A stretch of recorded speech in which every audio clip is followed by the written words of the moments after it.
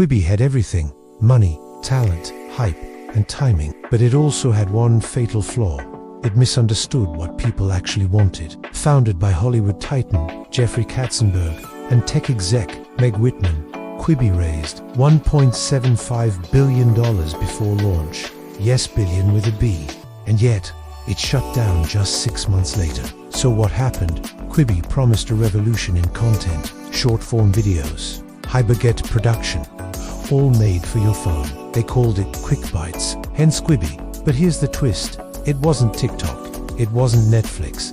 It was something in between, and that in between killed it. The concept sounded smart on paper. Episodes under 10 minutes, optimized for vertical viewing. Hollywood quality storytelling made for the subway, not the cinema. But Quibi forgot one thing. People don't want premium content in bite sizes. They want bite-sized content to feel real, raw, and relatable. And most of all, free. Quibi launched in April 2020, right as the pandemic hit. People weren't commuting. They weren't watching on the go. They were on their couches with full screens and Netflix subscriptions. That timing was a disaster, but the cracks ran deeper than COVID. Let's talk control. You couldn't screenshot. You couldn't cast to your TV.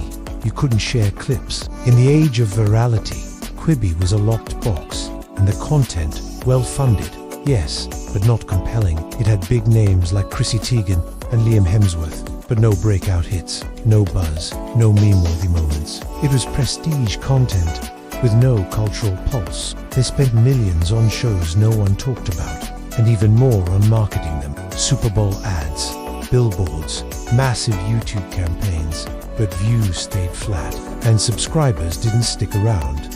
Even their pricing was off. $4.99 a month with ads, $7.99 without, for 10-minute episodes, while YouTube, TikTok, and Instagram offered unlimited content for free. It wasn't just a miss, it was a mismatch with reality. Now let's talk arrogance. Katzenberg dismissed competitors, blamed everything on COVID, claimed young people would pay for quality, but the data said otherwise.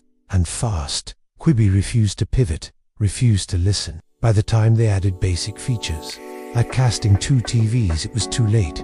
The audience had already moved on. And then came the lawsuits, interactive video patents, tech partnerships gone sour. It was a startup drowning, while lawsuits pulled it deeper. 6 months in, $1.75 billion was nearly gone, and the user base was vanishing. So Quibi did what startups hate to do.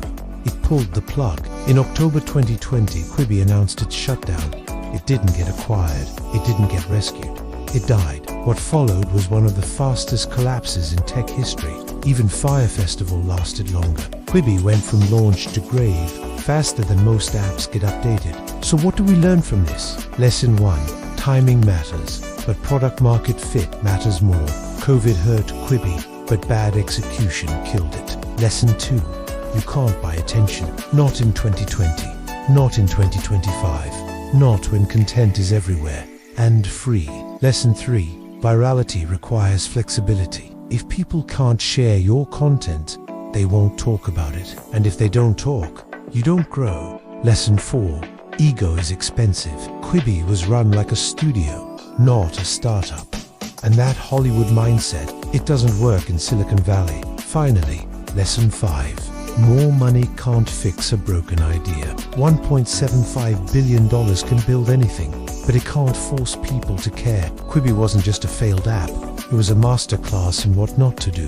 A warning to every founder who thinks money replaces traction, or that fame replaces product market fit. In the end, Quibi did one thing right. It ended quickly, because sometimes the smartest move is knowing when it's over.